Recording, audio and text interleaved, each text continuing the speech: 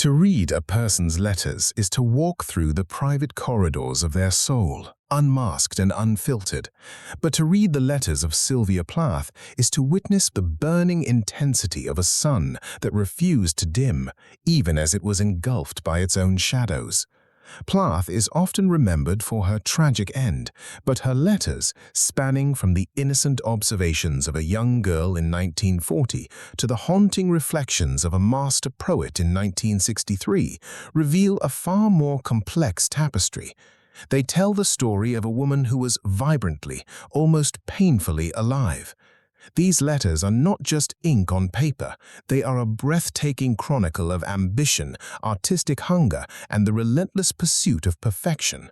From the sunny, ambitious college days at Smith to the tumultuous and brilliant years in London, we see Plath as she truly was, a daughter, a lover, a mother, and above all, a creator who transformed every mundane moment into a vivid masterpiece of prose.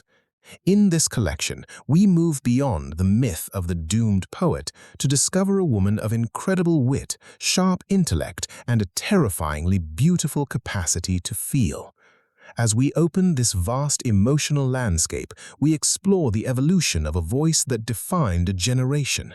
We will see how her early correspondence reflects the pressures of the mid-20th century woman, and how her later writings became a battlefield where she fought for her identity and her art. This is a journey through the highs of literary triumph and the lows of domestic struggle, providing a raw, intimate look at the genius behind the bell jar and Ariel.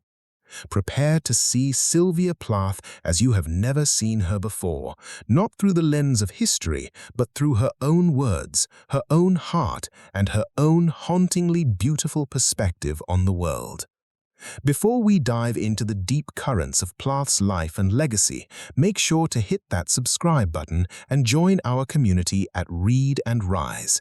Together, let's explore the stories that shaped history and the voices that continue to inspire us. Subscribe now and let's rise through knowledge. The first core idea of the architecture of ambition, 1940 to 1955.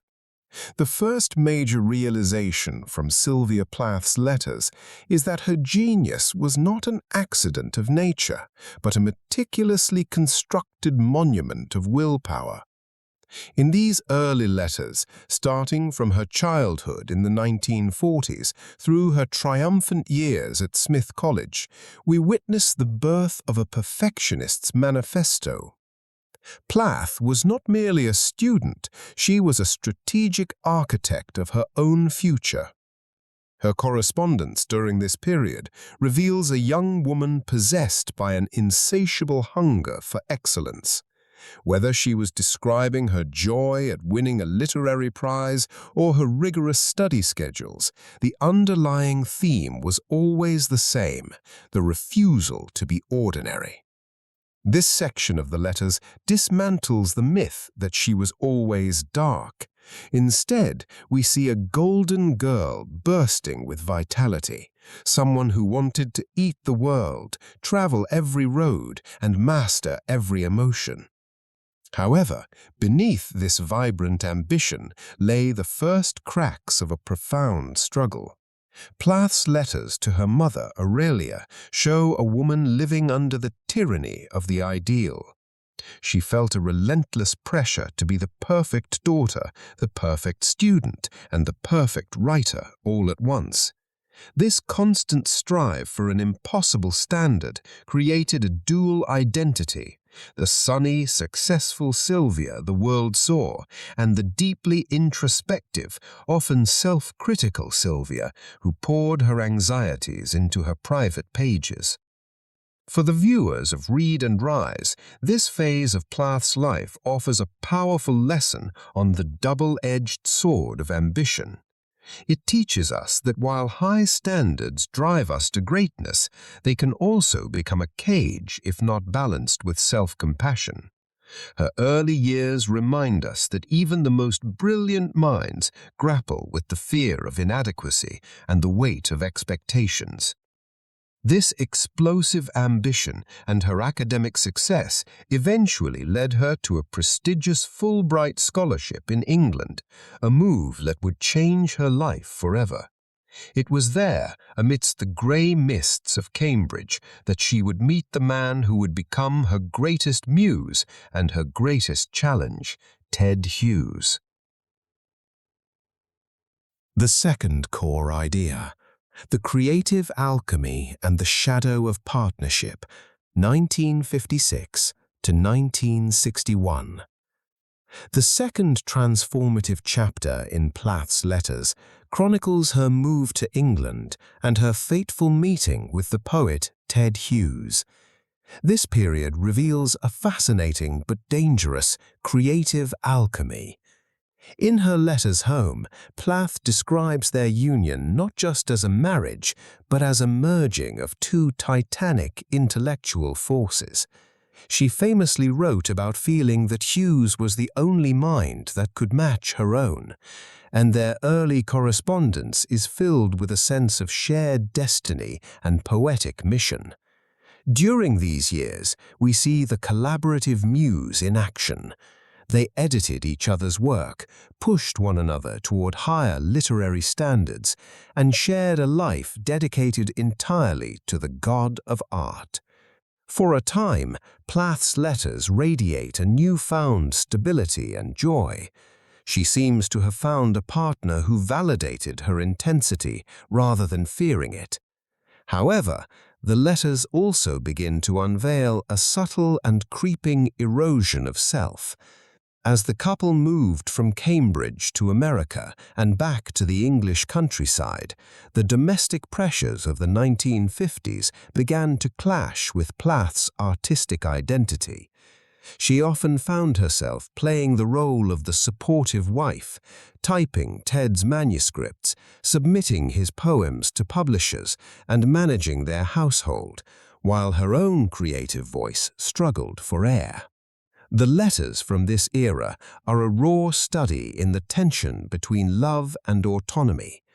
Plath's writing reveals the exhaustion of trying to be a literary titan while simultaneously fulfilling the societal expectations of a mother and homemaker.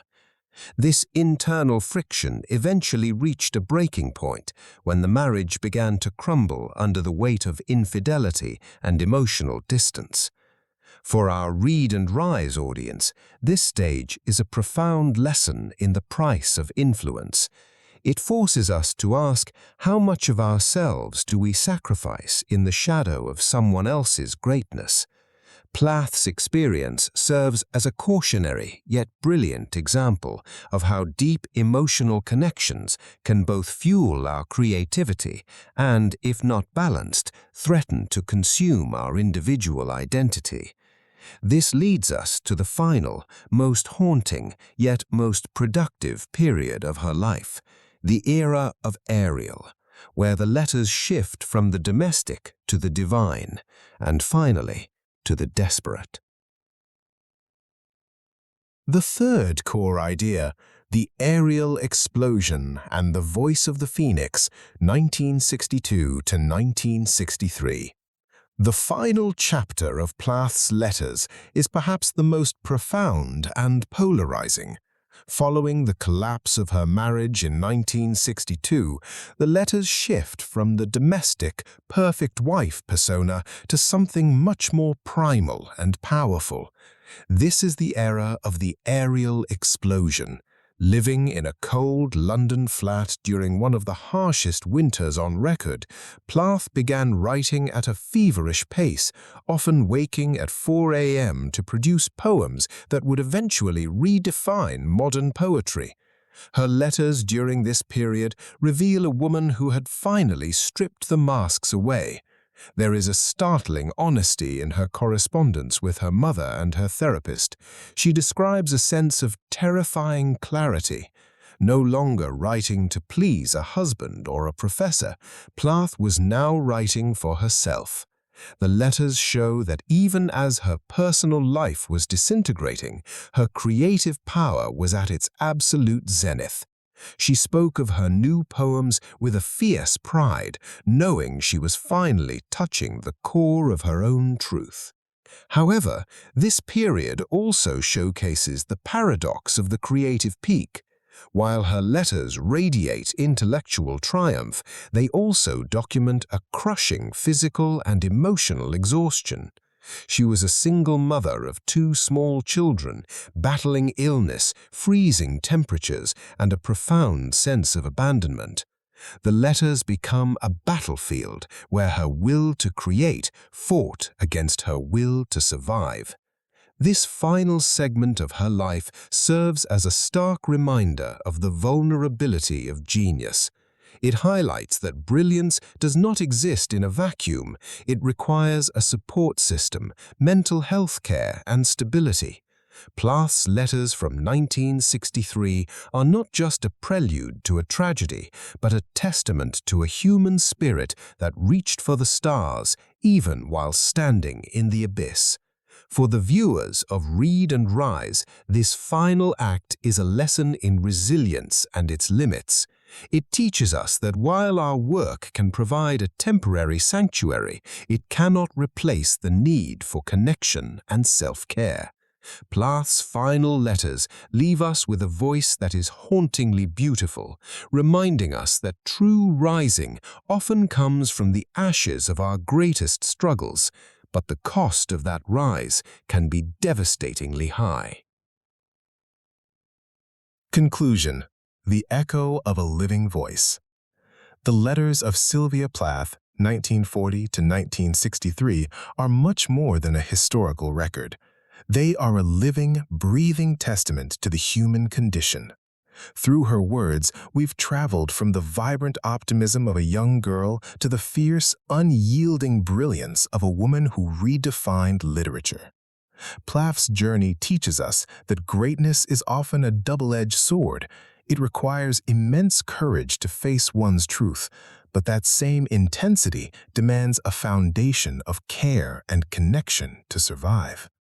Her legacy is a powerful reminder for every creator and thinker. Your voice matters. Even in your darkest moments, the act of expression is a form of resistance. Sylvia Plath didn't just write to be remembered, she wrote to understand herself, to master her world, and to transform her pain into something timeless. While her story ended in tragedy, her words remain a beacon of rising, a call to live authentically, to strive for excellence, and to never settle for a life that is less than vivid. As we close this chapter on Sylvia Plath, we invite you to reflect on your own journey. Are you nurturing your ambition while also protecting your peace? Are you finding your voice amidst the noise of expectations? Thank you for exploring this literary masterpiece with us at Read and Rise. If this deep dive into Plath's world inspired you, don't forget to like this video and share your thoughts in the comments below. Which part of her journey resonated with you the most? Subscribe now to join our community of learners as we continue to rise through the power of books. Remember, knowledge is the foundation, but how you use it is your masterpiece. Read, rise, and let your voice be heard. We'll see you in the next summary.